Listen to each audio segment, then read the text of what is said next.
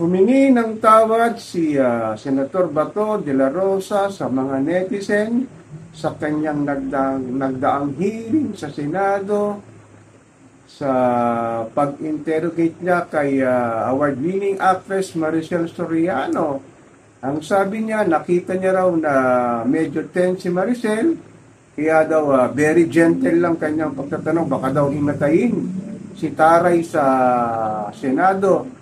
Ang sabi naman ng ilang netizen nakalimutan niya ni Bato na isang award-winning actress si Maricel at magaling daw itong umarte. Dahil sa pagdado pa lang na doon at kinakabahan siya. At binasa pa nga niya ang message niya kay Senator Bato na wala siyang kinalaman sa PIDEA leaks. Pero naman ito namang si Bato hindi man lang tinanong kung nakajabi nga ba ni Maricel si PBBM noong 2012, pero inamin ni Maricel na sa kanya ang condo unit na sinasabi ni ex-PIDEA agent Jonathan Morales na sana'y huhulihin nila noon si PBBM kasama si Taray Maricel Soriano. Pero nga, isang ayahap sa administrasyon ni former President Benigno Aquino III, kaya hindi daw nila hinuli. Grabe talaga itong Senate hearing na taong bayan ng gumagastos sa kanilang salapi para lang may daos ng hearing na ito in aid of legislation lang. Wala namang persecution dito Ang sabi ng ilang political analysts at mga netizens, para lang mahinto na raw ito, ay sumailalim si PBBM sa hair polygraph drug test para malaman ng sambayanang Pilipino kung positive nga ito o negative sa paggamit ng pulburon. Para hindi na nga gumastos ang mamamayang Pilipino, lalo na si Juan Pasan Cruz, sa wala raw kwentang Senate hearing na to sa sinasabing PIDEA leaks.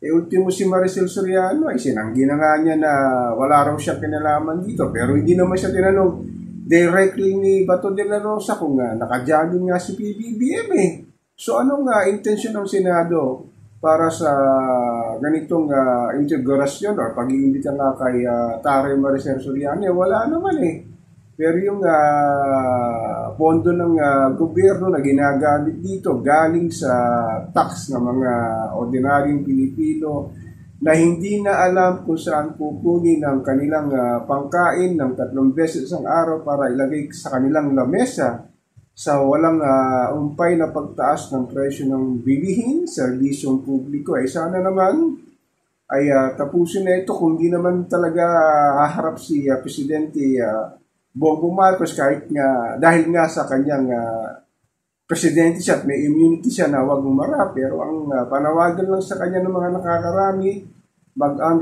mag-undergan nga siya ng drug test para matapos na itong ilang araw na, ilang linggo na paulit-ulit lang na katanungan ng mamamayang Pilipino na kung gumagamit pa siya ng pulburon.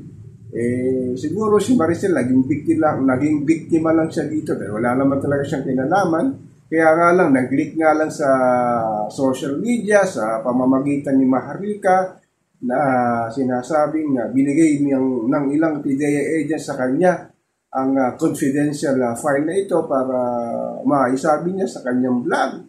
At sinasabi din ng mga netizen na lumabas na rin ang kanilang confidential informant para nga lang sabihin niya kung totoo ito.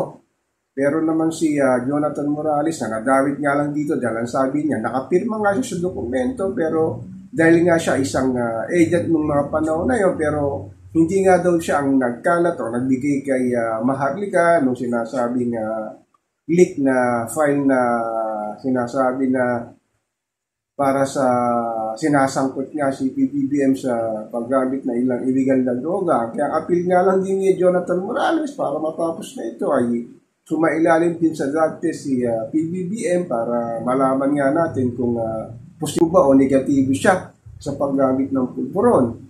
Sana naman na matapos na itong Senate hearing na ito, wala naman talagang mahihita ang mamamayang Pilipino dahil nga Sabi nga nila, in aid of legislation lang ito para makita lang kung nagsisinungaling ba o nagsasabi ng totoo yung mga resource person na iniimbitahan dito.